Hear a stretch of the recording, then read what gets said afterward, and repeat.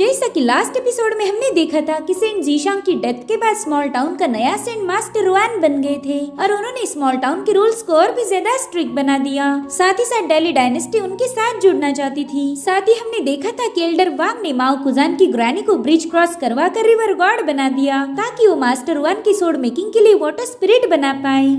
अब आगे तो ओपनिंग सीन में हम देखते हैं कि सेंट रुआन के घर के सामने काफी सारी भीड़ लगी है। स्मॉल टाउन के कई सारे पैसे वाले लोग मास्टर रुआन की खातिरदारी करने में लगे हुए थे क्योंकि उन्हें पता चल गया कि मास्टर रुआन पियून माउंटेन पर एक सेक्ट बनाने वाले हैं। अगर वहाँ सेक्ट बन गया तो ये लोग भी उसी पियून माउंटेन के आसपास वाली जमीन खरीदना चाहते थे। इसलिए इन लोगों ने मास्टर रुआन को मस्का मारना शुरू कर दिया। वो उनके लिए ढेर सारी खाने की डिशेस लेकर आए थे। तभी उनमें से एक बंदा कहने लगा कि मास्टर रुआन, हमें पता चला है कि आपकी बेटी को पेस्ट्रीज काफी ज्यादा पसंद है, तो मैं शुई के लिए ढेर सारी पेस्ट्रीज लेके आया हूँ। ये सुनकर मास्टर रुआन उन पर भड़क गए। वो कहते, देखो मेरी बेटी को मुझे और मोटा नहीं बनाना, इसलिए अपनी मिठाई अपने पास रखो। जल्दी बताओ तुम लोग कौन सा माउंटेन खरीदना चाहते हो और मैं तुम्हें उसकी कीमत बताऊंगा। इसके लिए तुम्हें मुझे मस्का मारने की कोई जरूरत नहीं। और उतने में ही वहाँ पर चेन पिंग भी आ जाता है। तो मास्टर रुआन उससे पूछने लगे कि बोलो क्या तुम्हें भी माउंटेन खरीदना है? जिस पर वो कहते, अरे नहीं सीनियर, मैं तो आपसे कुछ पैसे उधार मांगने आया था। ये सुनकर वहाँ मौजूद लोग हंसने लगे। उन्हें पता था कि भला चेनपिंग जैसा लूजर माउंटेन कहाँ से खरीदेगा,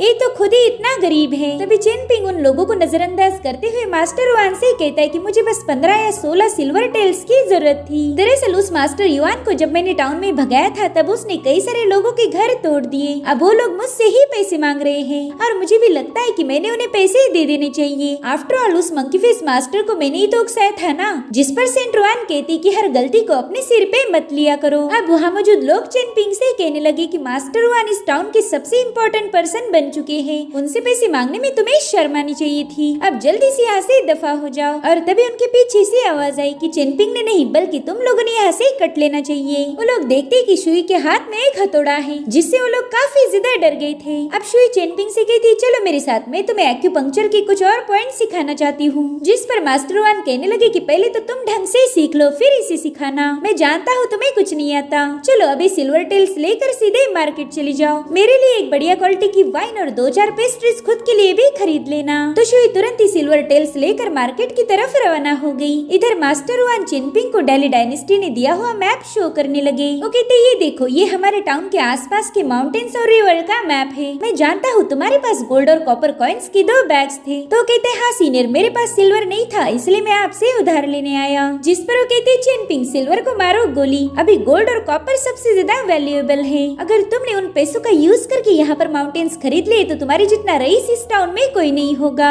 देखो पियून माउंटेन के आसपास जितने भी माउंटेन्स है उन सभी को डेली डायनेस्टी के एम्परर ने सील किया है। वो इन माउंटेन्स को उन्हीं को बेचने वाला है जिनके डेली डायनेस्टी के साथ अच्छे रिलेशंस होंगे। साथ ही साथ फ्यूचर में इन्हीं में से माउंटेन गॉड भी बनाए जाएंगे। उनके पास 3 माउंटेन गॉड्स और एक रिवर गॉड की पोजीशन है। आगे चलकर ये एरिया हजारों मीलों तक बढ़ाया जाएगा, यानी कि यहाँ पर अब काफी सारा पैसा आने वाला है। जो भी इसमें अभी इन्वेस्ट करेगा फ्यूचर में उसे किसी बात की टेंशन नहीं होगी क्योंकि ये सारे माउंटेन स्पिरिचुअल एनर्जी से भरे हुए हैं। तो चेनपिंग मास्टर रुआन से कुछ हिल्स के बारे में पूछने लगा। वो कहता है, मास्टर मुझे इस इलाके की कीमत बताओ। तो कहते, इसके लिए तुम्हें बस एक ही स्प्रिंग फेस्टिवल कॉइन देना होगा। ये सुनकर तो चेनपिंग के होश ही उड़ गए। मास्टर रुआन कहते हैं कि अगर तुम कोई बड़ा सा माउंटेन सिलेक्ट करोगे तो उसकी कीमत होगी लगभग 10 कॉइन्स, इससे ज्यादा बिल्कुल नहीं। सच बताओ तो डेली डायनेस्टी के पास पैसों की कोई कमी नहीं, उन्हें बस लोगों के साथ अच्छे रिश्ते बनाने हैं। तो चेनपिंग उनसे कहता है, सीनियर समझो आज अगर मैंने कोई माउंटेन खरीदा और कल मैं मर गया तो मेरे माउंटेन का क्या होगा?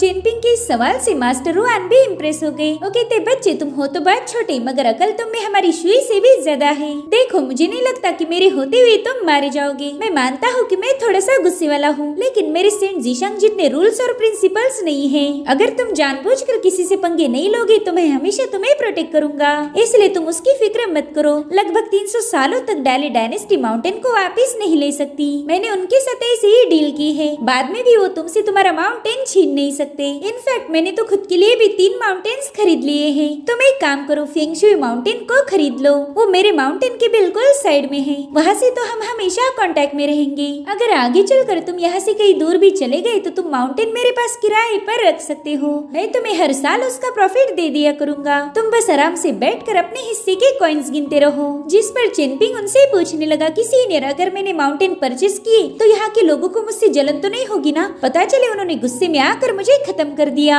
ये सुनकर मास्टर वान हंसने लगे। वो कहते, मेरे होते हुए तुम्हें कोई कुछ भी नहीं कर सकता। तो चेनपिंग कहता है, ठीक है सीनियर, फिर मैं इसके बारे में सोचता हूँ। तो कहते, हाँ मगर जल्दी डिसाइड करो, कई सारे लोग इन माउंटेन्स को खरीदने के लिए बेताब है। अब चेनपिंग मास्टर वान से मिलने के बाद मार्केट पहुँच गया, जहाँ पर उसकी मुलाकात हुई बाओपिंग से। उसे बताती कि चेनपिंग, हम स्मॉल टाउन छोड़कर बहुत दूर जा रहे हैं, अब आगे की हमारी पढ़ाई वहीं पर होगी। तो चेनपिंग उसका लाड करते हुए कहने लगा कि तुम अपना अच्छे से ख्याल रखो और हाँ, मन लगाकर पढ़ाई करना। सेंट जीशांग को एक दिन तुम पर जरूर से नाज होगा। और तभी सीनियर माँ बाओपिंग को गुस्से से कैरेज में बैठने के लिए बता देते हैं। वहीं दूसरी तरफ शुई उसके फादर के लिए वाइन खरीद कर ब्रिज के पास पहुँच चुकी थी। वो कहती, बेचारा चेनपिंग हमारे यहाँ पर काम करेगा, लेकिन मुझे नहीं लगता कि फादर उसे इसका पेमेंट देने वाले हैं। अगर वो कुछ पैसे उधार मांग रहा था तो फादर ने उसे पैसे दे देने चाहिए थे, मगर नहीं, वो तो चेनपिंग को एक कॉइन भी फेंक कर नहीं मारने वाले। इसलिए मुझे मजबूरी में आकर पैसों की चोरी करनी पड़ी। जिसके बाद वो ब्रिज पर रुक जाती है। उसने तुरंत ही अपनी पावर्स को एक्टिवेट करते हुए फायर ड्रैगन को समन कर लिया, जो कि दिखने में काफी ज्यादा शानदार था। अब वो ड्रैगन सीधा रिवर के बॉटम में चला जाता है। वो वहाँ पर किसी को ढूंढ रहा था और तभी शुई उस पर सवार हो गई। उसने अपनी फायर पावर का यूज करते हुए रिवर गॉड को ट्रैप कर दिया था। शुई उससे पूछती कि बताओ तुम यहाँ पर क्या कर रही हो, और मैंने तुम्हारे अंदर बहुत ही स्ट्रॉन्ग किलिंग इंटेंट को महसूस किया, क्या तुम सच में मुझे मारना चाहती थी? वेल, अगर ऐसी बात है तो ये ख्याल दिल से निकाल दो। शायद तुम्हें पता ही नहीं कि मैं आगे चलकर 6 रिवर गॉड्स को मारने वाली हूँ। यही मेरी किस्मत है, कहीं ऐसा ना हो कि तुम भी उन 6 रिवर गॉड्स में शामिल हो जाओ। जिस पर वो रिवर गॉड कहती कि प्लीज मेरा यकीन करो, मेरे आपको लेकर कोई गलत इरादे नहीं थे, मैं तो बस आपके फादर मास्टर रुआन के लिए वाटर स्पिरिट क्रिएट कर रही हूँ ताकि उन्हें सोर्ड को फोर्ज करने में आसानी हो। जिस पर शुई कहने लगी कि उस दिन तुम मेरे दोस्त चेनपिंग को भी घूर रही थी, अगर तुमने उसके खिलाफ कोई भी एक्शन लिया तो मैं एक ही सेकंड में तुम्हें जलाकर राख कर दूंगी। जिस पर वो रिवर गॉड कहने लगी कि मैं तो चेनपिंग को मारने का सोच भी नहीं सकती। उस दिन चेनपिंग बॉक्सिंग की प्रैक्टिस कर रहा था तो मैं बस क्यूरियस होकर उसकी मूव्स देख रही थी, इसके अलावा मेरा और कोई इंटेंशन नहीं था। तो शुई तुरंत ही ब्रिज पर वापस आके अपने फायर ड्रैगन को दोबारा से ब्रेसलेट में बदल देती है। इधर वो रिवर गॉड दर्द के मारे तड़प रही थी। वो शुई से कह रही थी कि आपने तो मुझ पर अटैक भी नहीं किया, फिर मुझे इतना दर्द क्यों हो रहा? जिस पर शुई कहती, माफ करना, मैं तुम्हें बताना भूल गई। दरअसल मेरे पास फायर गॉड की बॉडी है, साथ ही साथ वाटर की भी पावर, इसी वजह से तुम्हें थोड़ी सी तकलीफ होगी, मगर याद रखना आइंदा से तुम चेनपिंग से दूर रहोगी। तो रिवर गॉड तुरंत ही उसकी बात मान जाती है।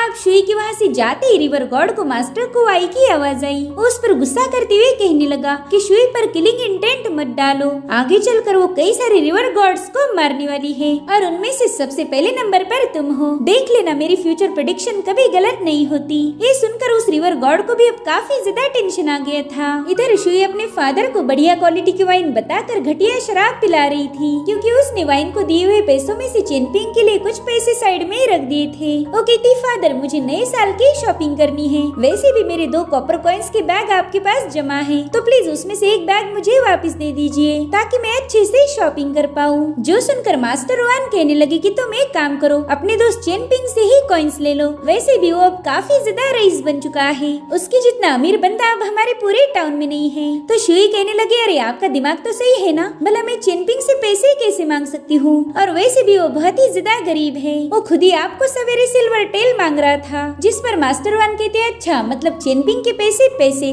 और तुम्हारे बाप के पैसे पैसे नहीं है, क्यों? सही कहा ना मैंने, जाओ अपने दोस्त चेनपिंग से ही पैसे मांगो, मैं तो तुम्हें एक कॉइन नहीं देने वाला। जिस पर शुई कहती कि वो मेरा दोस्त थोड़ी ना है, मैं तो उसे ठीक से जानती भी नहीं। ये सुनकर तो मास्टर वन को ठसका ही लग गया। वो कहते, वाह बेटा वाह, पूरा दिन तुम उस चेनपिंग के साथ टाइम पास करती हो और अब मुझे बता रही कि मैं तो उसे जानती भी नहीं। अगर वो तुम्हारा दोस्त नहीं है तो फिर तुमने अपने बाप के लिए घटिया शराब लाकर चेनपिंग के लिए पैसे साइड में क्यों रखे? तुम्हें क्या लगता है मुझे शराब की क्वालिटी समझ नहीं आती? अरे मेरे जितना पियक्कड़ इस टाउन में कोई नहीं। इतना ही नहीं, मैंने तुम्हें पेस्ट्रीज खाने के लिए पैसे दिए थे, वो भी तुमने साइड में रख दिए, और अब ऊपर से मुझे मेरी सेविंग्स में से भी सिल्वर कॉइन मांग रही हो, वो भी किसके लिए? उस कमीने चेनपिंग को उधार देने के लिए। मेरी प्यारी बिटिया रानी, तुम्हें क्या लगता है तुम अपने बाप को उल्लू बनाओगे और उसे समझ नहीं आएगा? पता नहीं यार तुम्हें कब अकल आएगी। अब मास्टर वान की डांट सुनते ही शुई ने जोर जोर से रोना शुरू कर दिया। अब मास्टर वान तो उसे चुप नहीं करा सकते थे, इसलिए उन्होंने खुद के ही मुंह पर एक चाटा मार लिया। वो अब सीधा चेनपिंग को कूटने के लिए टाउन में पहुंच गए थे,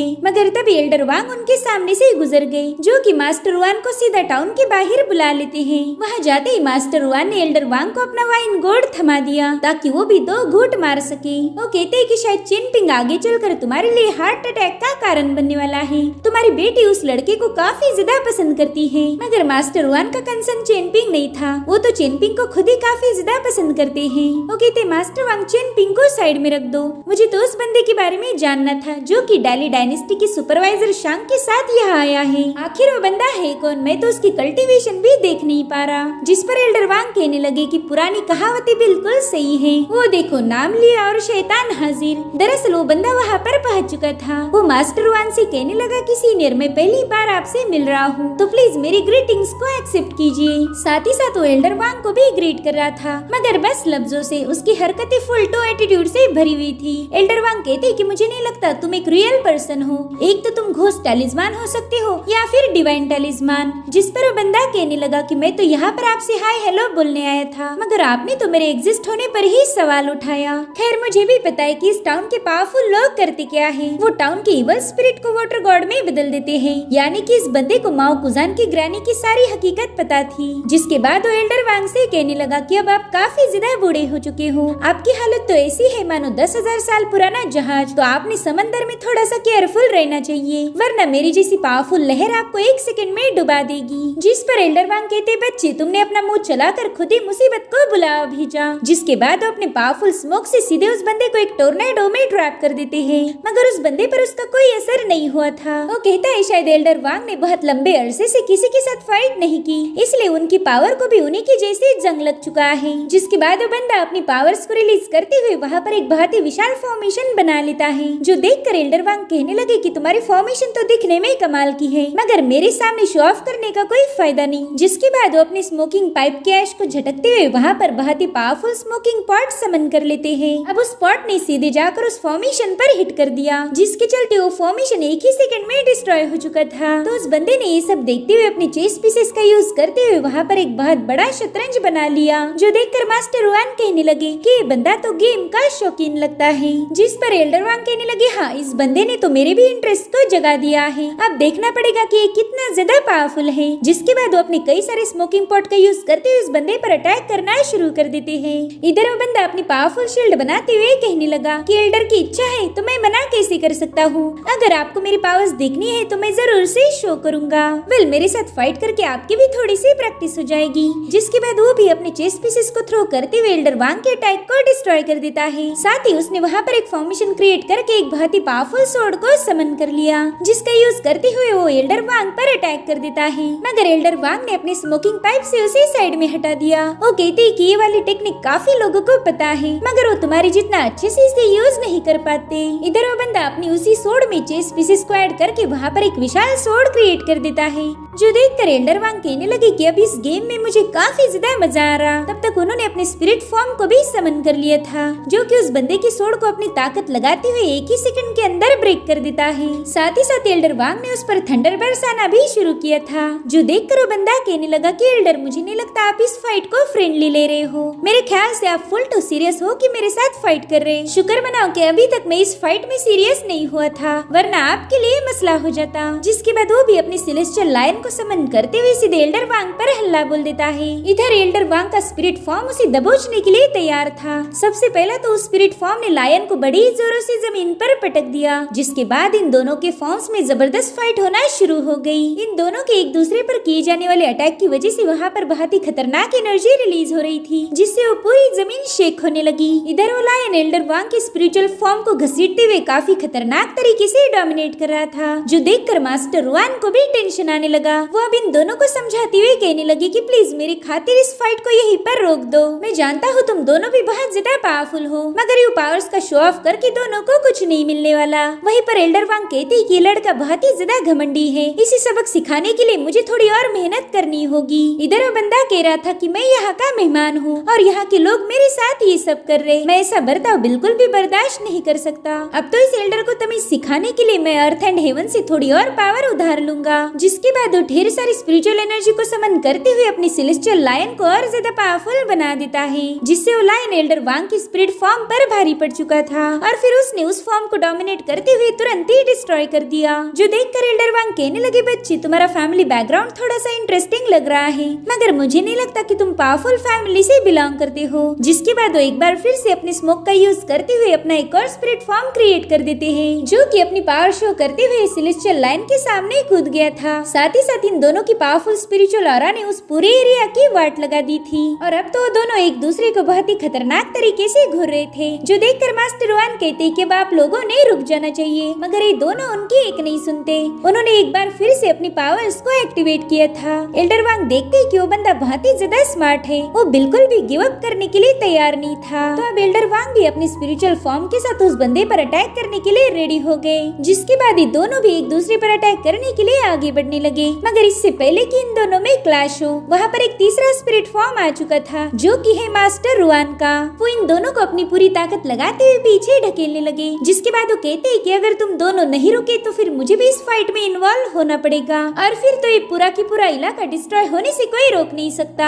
इसलिए जल्दी से पीछे हट जाओ वरना मैं भी फाइट में कूद जाऊंगा। तो बंदा हंसते हुए कहने लगा कि मैं तो ये फाइट करना भी नहीं चाहता था, मुझे एल्डर वांग से कोई पर्सनल प्रॉब्लम नहीं। इधर एल्डर वांग ने भी अपनी स्पिरिचुअल फॉर्म को गायब कर दिया। जिसके बाद उस बंदे से कहने लगे कि तुम्हें यहाँ का सब कुछ पता है। तो बंदा कहता है सीनियर मैं तो यहाँ पर नया आया हूँ, भला मुझे यहाँ का क्या पता होगा, मगर जो थोड़ी बहुत चीजें मुझे पता है उतनी ही काफी होगी और ज्यादा इन्फॉर्मेशन हासिल करने की मुझे जरूरत नहीं है। अब उस बंदे के वहाँ से जाने के बाद एल्डर वांग काफी ज्यादा हैरान थे, क्योंकि उसने क्लियरली एल्डर वांग को फाइट में हरा दिया था। मास्टर वान कहते हैं कि इस बंदे के पास तो अपर वर्ल्ड के 5वें स्टेज की पावर है, जिस पर एल्डर कहते हाँ और तुम भी उसी स्टेज पर हो, अगर मेरी जगह तुम उससे फाइट करते तो वो तुम्हें भी हरा देता। जो सुनकर मास्टर वान कहते कि मुझे तो बंदा बिल्कुल भी पसंद नहीं आया, शायद वो हमारे लिए एक मुसीबत बनने वाला है। जिसके बाद वो एल्डर वांग को गुड बाय बोलकर वहाँ से चले गए। इधर एल्डर वांग कहते हैं कि ये बंदा इतना यंग होने के बावजूद भी इसमें ढेर सारी पावर्स है, लेकिन इतनी कम उम्र में ऐसी पावर का मास्टर बनना इम्पॉसिबल है, जरूर से ये बंदा किसी का क्लोन होगा। वहीं दूसरी तरफ चेनपिंग माउंटेन्स में पहुंच चुका था। उसने अपने लिए ढेर सारे माउंटेन्स खरीद लिए थे, मगर अभी भी उसके कॉइन्स खत्म नहीं हुए, तो और माउंटेन्स देखने के लिए यहाँ आया था। मगर तभी डाली डायनेस्टी के बंदों ने उस पर अटैक करना शुरू कर दिए। वो कह रही थी कि ये डाली डायनेस्टी का फॉरबिडन एरिया है, जो भी यहाँ घुसेगा उसे ऑन द स्पॉट एग्जीक्यूट किया जाएगा। वहीं पर चेनपिंग बस उनके हमलों से बचने के लिए तेजी से भाग रहा था। वो लोग तो उसे अपनी बात कहने का मौका भी नहीं देते। अब चेनपिंग देखता है कि उसका इमॉर्टलिटी ब्रिज और ज्यादा डैमेज हो चुका है, जिसके चलते वो तेजी से भाग नहीं सकता था, इसलिए उसने फाइनली फाइट बैक करने का डिसाइड किया। उन बंदों के पास तलवारें थी और चेनपिंग के पास था अपना पावरफुल पंच, मगर वो लोग एक दूसरे पर अटैक कर पाए इससे पहले वहाँ पर डाली डायनेस्टी का सुपरवाइजर शांग पहुँच गया। वो अपने गार्ड से कह रहा था कि इस बंदे को मारने की जरूरत नहीं है, मैंने इसे मास्टर वान के घर देखा था। जिसके बाद वो चेनपिंग को बताता है कि मैं इस इलाके का सुपरवाइजर शांग हूँ, तुम बस ओरिजिनल रूट को फॉलो करते हुए आगे बढ़ना तो तुम पर ऐसे अटैक नहीं होंगे। इसलिए चेनपिंग उसका शुक्रिया अदा करके तुरंत ही वहाँ से रवाना हो गया। अब चेनपिंग के वहाँ से जाने के बाद उस सिपाही शांग को बता रहे थे कि इस बंदे की कल्टीवेशन कुछ खास नहीं है, मगर फिर भी इसमें काफी सारी पावर थी, आखिर ये पॉसिबल कैसे हुआ। जिस पर शांग बताता है कि ये बंदा स्मॉल टाउन का मेंबर है और स्मॉल टाउन में ये चीजें होती रहती है। इधर चेनपिंग का ब्रिज उसे काफी ज्यादा तकलीफ दे रहा था, जिसके चलते चेनपिंग सीधे पहाड़ से नीचे गिरने लगा, क्योंकि उसे क्लिफ भी नजर नहीं आई थी। साथ ही साथ उसे उस ब्रिज वाली फेरी के भी विजन आने लगे। चेनपिंग उस फेरी से बात करने की कोशिश कर रहा था, मगर उसने चेनपिंग को तुरंत ही इस इल्यूजन से बाहर निकाल दिया ताकि चेनपिंग की जान बच जाए। अब चेनपिंग देखता है कि वो बड़ी ही तेजी से नीचे गिर रहा है, तो उसने जैसे तैसे एक माउंटेन के क्रैक को होल्ड किया। वो बाल बच गया था। जिसके बाद वो जल्दी से ब्रीदिंग टेक्निक का यूज करते हुए खुद को स्टेबल करने लगा। साथ ही शुई ने उसे जो एक्यूपंक्चर पॉइंट्स बताए थे वो अपनी एनर्जी वहाँ पर सर्कुलेट करता है, जिसके चलते थोड़ी देर में चेनपिंग की बॉडी से बहुत ही स्ट्रॉन्ग एनर्जी रिलीज होने लगी और फाइनली उसने अपनी बॉडी को स्टेबल कर लिया। जिसके बाद वो थोड़ी सी स्ट्रेचिंग करके अपना माउंटेन वाला मैप बाहर निकाल लेता है। उसका एक आखिरी माउंटेन खरीदना बाकी था, मगर तभी एक परिंदा उसके मैप पर अपना पेट खाली कर देता है। चेनपिंग को लग रहा था कि परिंदा उसी को इशारा कर रहा होगा, तो चेनपिंग ने अपना फाइनल माउंटेन उसी को चुन लिया जिसे उस परिंदे ने खराब किया था। चेनपिंग इतने सालों के बाद काफी ज्यादा खुश था। वो कहता है कि ये सारे माउंटेन्स मेरे हो गए, हमारे पास पैसा होना वाकई काफी ज्यादा जरूरी है। इधर हम उसी मिस्टीरियस बंदे को देखते हैं जो कि ली मैंशन में पहुंच चुका था। वो कह रहा था कि ये जगह तो कल्टीवेशन के लिए बेस्ट है, यहाँ पर कोई मुझे डिस्टर्ब नहीं करेगा। जिसके बाद वो कई सारे पोर्सिलेन बाहर निकाल लेता है। गाइस ये पोर्सिलेन कोई मामूली से बर्तन के पीसेस नहीं बल्कि इनके अंदर स्मॉल टाउन की जीनियस की ब्लड पावर्स थी। तो अब वो उन्हीं में से कुछ पीसेस को इकट्ठा करते हुए वहाँ पर एक पुतला बना लेता है। वो कह रहा था चलो अब वाइन पीते हुए मुझे इस पर थोड़ा सा काम करना होगा। गाइस ये बंदा इस सीरीज का सबसे इम्पोर्टेंट कैरेक्टर होने वाला है। इसके सारे मोटिव्स हमें अगले एपिसोड में पता चलेंगे। Thank you so much for watching. Bye bye, take care.